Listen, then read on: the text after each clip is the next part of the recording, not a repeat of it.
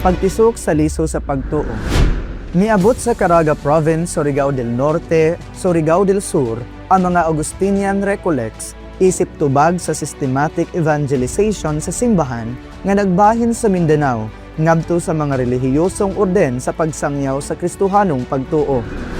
Dinhi sa Sidlakang, Mindanao, ang misyon sa mga Recoletos. Ang misyon midulhog sa habagatan ngadto sa Katiil, dayon sa Baganga ug Caraga sa kasamtangang Davao Oriental.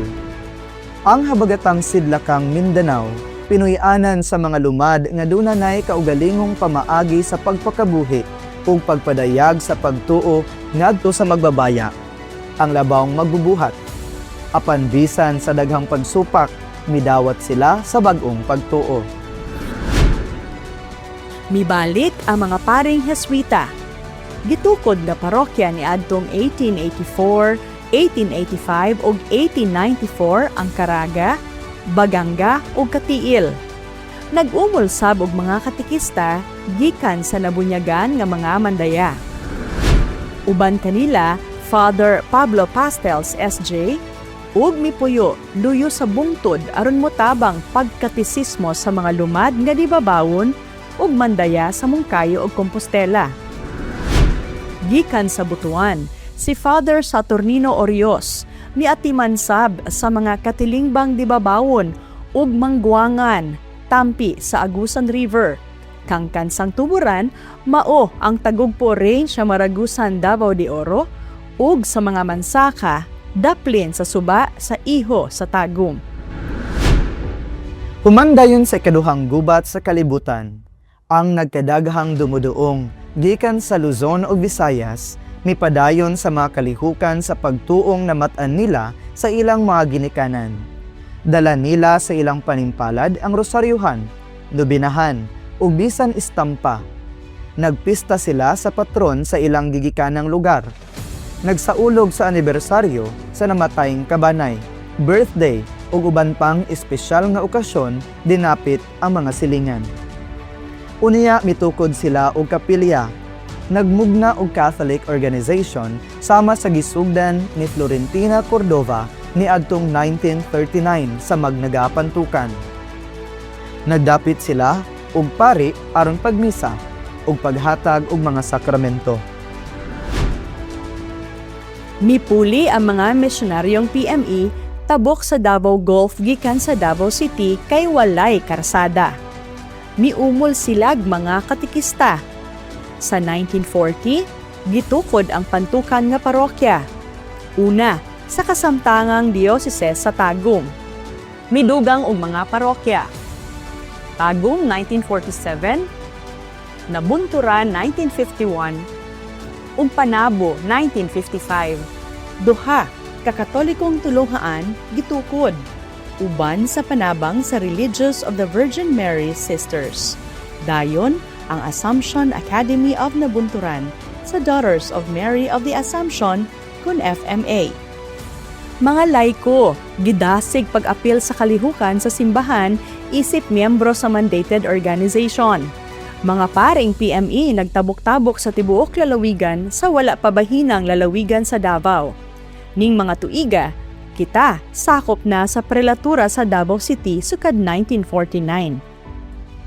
Sa pagdapit ni Most Reverend Clovis Tibo, PME DD sa prelatura sa Davao, miabot ang mga misyonerong Merinol aron pag-atiman sa mga magtutuo sa tanang lungsod sa amihanang Davao kun ang kasamtangang mga dioceses sa Tagum ug Mati. Midaghan pa ang mga parokya. Midugang pa ang mga tulunghaan nga gidumala sa RVM, FMA, mga Madring Merinol, Missionary Sisters of the Immaculate Conception or MIC, o Dominican Sisters of the Holy Rosary of the Philippines or OP-MOLO. Gitukod ang prelatura sa Tagum, ubos sa pag-atiman ni Most Reverend Joseph William M. Regan, MMDD. Giordinahan ang unang duha ka Pilipinong pari. Nagsugod ang Marinolers pagtanaw sa mga naanang daan nga chapel communities. Sa lupon diniri, gisugdan ang paghugpong sa mga presidente isip Chapel President's League. Matagtigom, Dunay pagtulunan bahin sa simbahan ug sa ilang papel isip mga pangulo sa ilang kapilya ug sakop sa tibuok simbahan. Gimugna ang Volunteer Catechist Program. Mga katikista naghimo og kaugalingong syllabus nga hinay-hinay gihimo sab sa mga parokya ug sa prelatura. Daghan pang mga katukuran. Dugang ang mga parokya. Pagtigom sa mga apostolado ubos sa Christian Formation Center. Hospital, seminaryo, estasyon sa radyo, socio-economic projects, paghugpong sa mga mag-uuma ug uban pang mga sektor sa katilingban, pagpahigayon og kinatibuk ang kalambuan sa katawhang lumad, programa sa Justice and Peace. Nagkataas ang kaamguhan sa mga parokyano nga ang simbahan nagaatiman sa tibuok tawhanong kaayuhan ug kalambuan. Sa 1969, 5 na ka mga Pilipinong pari ug duna pay ordinahan ng duha. Ang mga paring Merinol kang kansang tumong isip misyonerong kongregasyon mao ang pagtabang nga makabarog ang lokal nga simbahan. Mihagit sa mga Pilipinong pari sa pagmugna og parokya nga makabarog ug dili na magsalig sa hinabang sa gawas. Busa, mihangyo silang ibutang sa mga parokya sa nabunturan diniri kay managsilingan dali ra silang magkabinayloay ug magkasabot. Sa 1971, luyo sa pagkadaiya og daghang mga lantugi. Gimugna nila ang nabunturan diniri experiment o gipahimugso ang gagmayng Kristohanong katilingban. Sa 1976, ang GKK giuyunan diha sa Prelature Pastoral Planning Assembly kon PPPA nga ang pagtukod og GKK maoy duso sa tibuok prelatura sa Tagum nga niadtong mga tuiga sakop pa ang mati. Kini midugang og kaikag sa mga laiko bisan sa kahilitan ug kabukiran sa maabtikong pag-apil sa kinabuhi sa simbahan aron pagtuman sa misyon nga gisalig kaniya ni Kristo. Apan ang maong kadasig gisayop pagsabot sa panggamhanan ug niadtong 1976 to 1977 nahiagom sa panglutos ang mga lumilihok sa prelatura ug mga pangulo sa GKK kay kuno mga komunista. Hinuon wala kini magpaluya sa diwa sa mga magtutuo.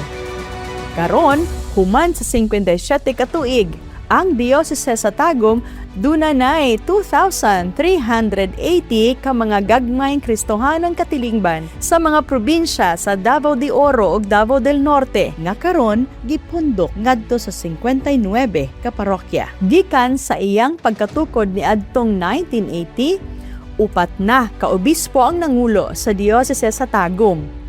Most Reverend Pedro R. Dian uban ni Most Reverend Ramon B. Villena, Most Reverend Wilfredo Manlapas, ug ang kasamtangan, Most Reverend Medil S. Aseo. Si Most Reverend Generoso C. Caminia, PME, taga-Tagum. Siya ang unang obispo sa Diocese sa Digos, sulod sa 24 ka tuig. Gawas kanila, duha sa ato mga pari, ang karon mga obispo sa Archdiocese sa Davao. Si Bishop Midel taga-dinhi sa ato sa Kapalong. Sa iyang panahon, giduso ang panuki-duki aron madokumento ang kasaysayan sa Diocese sa Tagum, makalap ang kontak sa mga lideres ug makahimo og Catholic Registry, magamit ang teknolohiya sa pagpalapnag sa maayong balita ug makabot ang panawagan sa Mindanao Sulu Pastoral Conferences number 17 ug 18.